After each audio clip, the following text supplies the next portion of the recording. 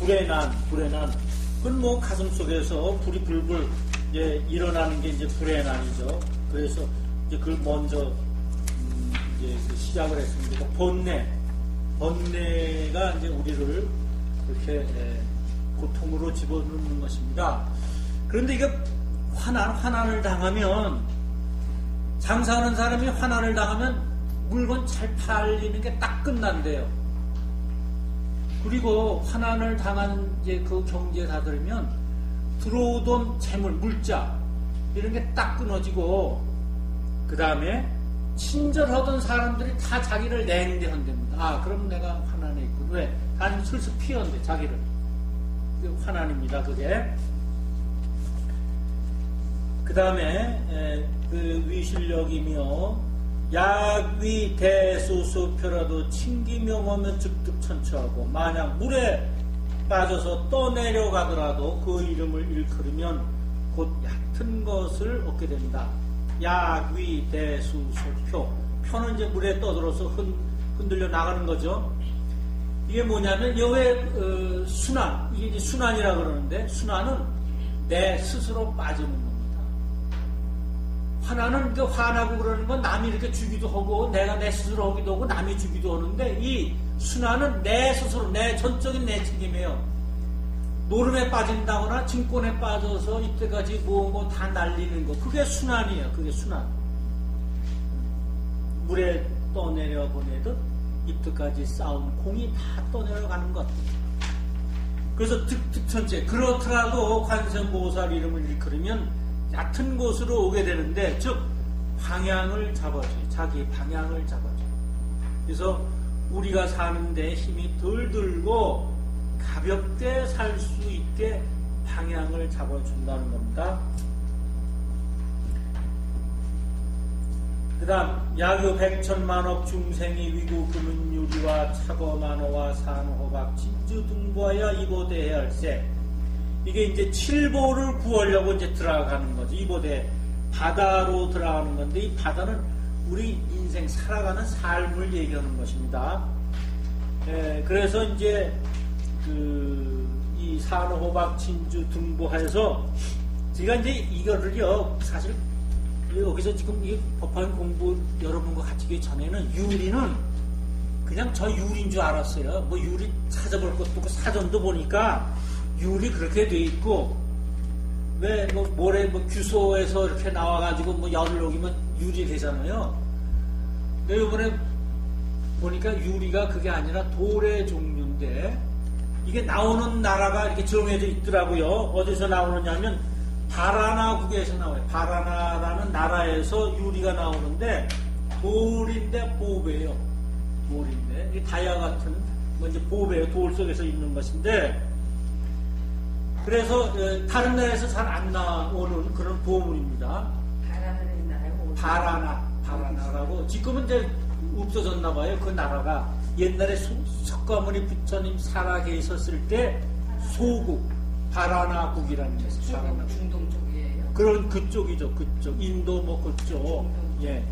뭐 조그만 부족 국가이겠죠. 그리고 근데 자거는 바다 속에 있는 소라가 자거고, 만호는 살아있는 돌인데 그 색이 붉고 윤택해서 말 있죠, 마송을 때 말. 그 말의 뇌와 같답니다. 사진을 봤는데 좀 부스름하게 이렇게 돌이 돼 있더라고요. 근데 그 뇌가 자고 만호, 이 한문을 보세요. 한문을 보시면 차고 만회 해가지고 말의 뇌가 이렇게 있죠, 인구망변에. 예. 그래서 그렇게 모양이 그걸 갖다 해서 그걸 만호라고 이름을 지었답니다. 보석이죠, 보석.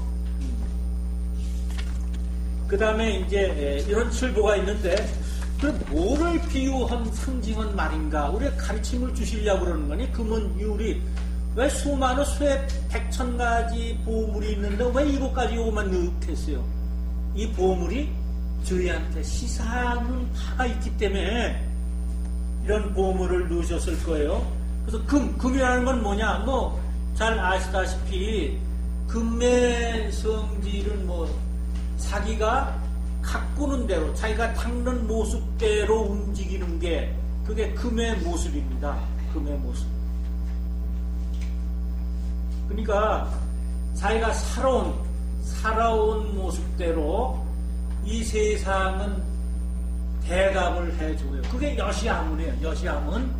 서품에 여시아문이 있는데 이 실상, 이 우주는 자기가 살아온 것대로 들려줘요. 그러니까 내가 게으르게 살면서 야, 저 사람은 참 열심히 부지런하게 살았다, 이렇게 얘기는 절대 안 해주는 거죠. 그래서 어느 효자가 이제 산소를 쓰는데 아버님이 돌아가시기 전에 이제 병환이 나셨어요. 병환이 나시니까 누가 옆에서 그래, 이 아들 보고, 야, 병환이 나셨는데 약을 지어다 드려야 될 거 아니냐. 그래서 약을 이렇게 지으러 의원집에 갔더니 그 의원이 두 권을 쓰고 앉아 있어. 그 부모님이 돌아가셔서 이제 그 상을 차고 있는 거예요. 그래서 다시 빈손으로 왔어요. 왜 빈손으로 왔냐 했더니, 그 의원이 유명했으면 자기 아버지 병도 고칠 텐데 그냥 돌아가셨더군요. 그래서 그 의원도 별 수 없다 그런 것으로 빈손으로 약도 안 짓고 왔습니다. 그 다음에 아버님이 돌아가셨어요. 그러니까 이제 직관, 풍수지리 하는 사람한테 가가지고 좀 좋은 자리를 좀 알아봐, 좀 가라. 옆에서 또 삼촌이 그러니까 또 덜렁덜렁 갔어요. 직관집 가니까 그냥 대문이 쌀이문인데 너무 못 살아. 그래서 들어왔어요. 그래서 물어봤냐? 아니요, 안 물어봤어요. 직관이 유명했으면 자기 부모님들 산소 잘 써서 부자로 살 텐데 나보다 더 못 살던데요. 그러고 왔어요. 물어보질 못해요. 근데 워낙 효자이기 때문에 그래서 산에 이제 관을 쥐고 올라갑니다. 그 산 위에서 관을 주르륵 밀면서, 아버지 거기 좋은 자리 있으면 거기 찾아서 거기서 쉬세요. 근데 관을 굴리니까 뚫뚫고 내려가면서 이 관이 거꾸로 섰어요. 근데 거꾸로 쓴 대로 이렇게 묻혔어요. 그러고 나서 이제 한참 부대가 지났어요. 어느 유명한 사람이 거기 지나가다가 그 자리를 쉬면서 보니까, 여가 구대 후에 정성이 나는 자리구나. 단 관이 거꾸로 묻었을 때, 이런 단서를 잡았어요. 그때 구대조가, 할아버지가 그렇게 하셨다는 거예요. 뭐냐? 효자는 이렇게나 저렇게나 다 효자가, 세상이 효자를 받들어 준다는 거예요. 그게 금의 모습. 금이 이렇게 되든 저렇게 되든 남들은 다 그 금을 알아봐요. 땅속에 있든 똥속에 빠졌든 아니면 진열장대에 멋있게 있든 다 금을 알아봐요. 그게 금은 세상이 만들어주는 거지 내가 금이요 이러지 않는다는 것입니다. 자기가 닦은 모습대로 움직이게 하는 세상이 있지, 그게 금입니다. 그래서 이보대해, 큰 바다에 들어가는데 이건 뭐냐? 재물이나 명예나 권력을 구하려고 이제 세상에 뛰어드는 것이죠. 그럴 때 가사, 흑풍이 취기 선방하야. 흑풍, 이제 눈을 뜰 수 없는 괴로움, 흑풍, 이제 그 검은 그 바람입니다. 풍랑인데 이건 뭐냐면, 흑풍은 이제 우리가 살면서 어떤 형태로 찾아오느냐면, 옆에 이제 내가 갖고 있는 걸 탐이 나서 뺏으려는 사람이 나를 이제 자꾸 마음에 들게 해요. 속마음은 감추고 내 이제 마음을 들게 해서 차츰차츰 접근해서 내가 아주 그 사람을 마음에 들게 하지만, 그런데 그 사람이 흑풍이 있기 때문에, 마음에 속마음이 그렇기 때문에, 그렇지만 마음은 내가 저 사람이 괜찮은데 100% 마음은 줄 수가 없어. 그게 흑풍이에요. 그러니까 뭔가 찜찜해. 날 굉장히 내 말이면 그냥 콩으로 밭을 쏘라 그러면 할 텐데, 근데 찜찜해. 그게 흑풍입니다. 그런데 우리가 살아가면서 그러한 경우를 많이 당합니다. 이 선생은 제자한테 이걸 많이 당합니다. 꼭 그렇습니다. 이 공무원도 저 얘기 들어봤더니 거기에서 일하고 아주 열심히 하는 사람한테 당한다 그러더군요. 열심히 하고 그냥 마음에 들게 하고 온 사람한테 꼭 당한대요. 그러니까 이게 흑풍이에요, 그게. 그 다음 취기선방. 이제 배가 이제 이렇게도 저런 취기선방. 배를 막 이제 발을 훅 불어가지고서 이 배는 우리 인생을 배로 비유한 것인데 그 배는 인간의 모든 것을 싣고 갑니다. 남편, 아내, 자식 등 모든 가족을 싣고 다녀요. 그래서 취기선방 그랬어요. 취기선방. 다음에 표타나찰 귀국. 자기의 마음을, 이 귀국은 마음을 끌어가는 거죠. 그래서 귀신은 뭐 나를 막 때려서 어디 아프게 하고 귀신이 장난이 아니에요. 내 마음을 뺏어가는 게 귀신의 장난이에요. 그래서 귀신한테 끌려가도 날 몸을 갖다 이렇게 딱 끌고 가는 게 아니라 뭐죠? 내 마음을 뺏어가는 거죠. 해서 정신을 바짝 차리면 이긴다 하는 게 마음을 뺏기지 않게 딱 중심을 잡는 겁니다.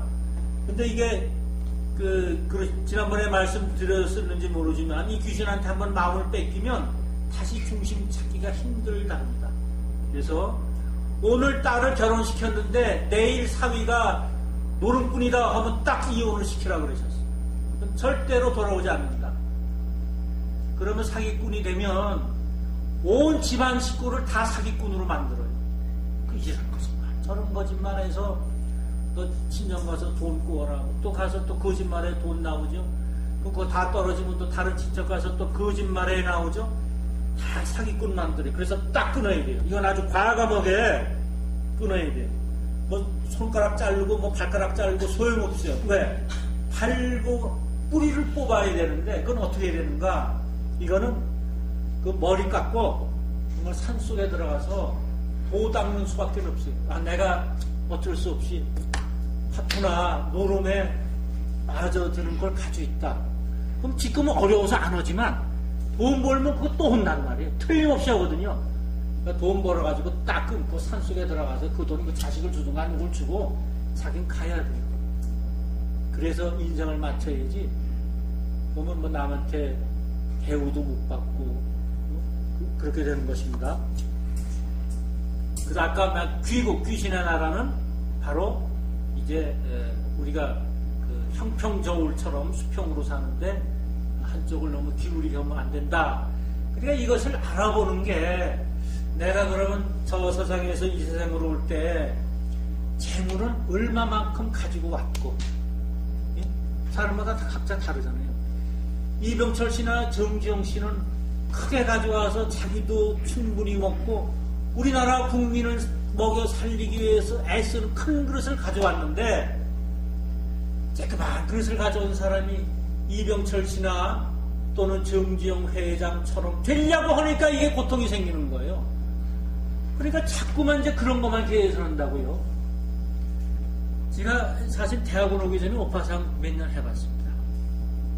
이게 제주가 이제 영어 좀 하는 건데 그 회화, 그때 영어 회화 60년대 하는 사람 뭐 별로 많지 않았어요. 오히려 하수보이가 더 영어 잘했어요. 그래서 서울대학을 나와도 영문과를 나와도 영어를 못했어요. 영어 선생님, 영어 미국 사람 온다고 슬슬 도망가고 그랬는데 그래서 이제 미국 사람하고 같이 이렇게 한 2년 반, 3년 했습니다. 그러다가 이제 뭐 미국에 코타가 생기고 어쩌는 바람에 저는 이제 본래 마음 먹었던 대학원으로 갔는데 그때 우리의 이 별이 누구냐면 김우중 씨요. 지금 김우중 씨 하면 뭐 다 이렇게 좀 망한 사람으로 돼 있지만 그분이 한성시립에서 나와가지고 원단 장사를 해가지고 와이사스를 미국의 시얼스 로바 큰 백화점에 몇십 년을 납품해서 거기로부터 품질상도 받고 우리나라 무역을 이끄는 사람입니다. 그 김우중 씨가 참 많이 만났어요.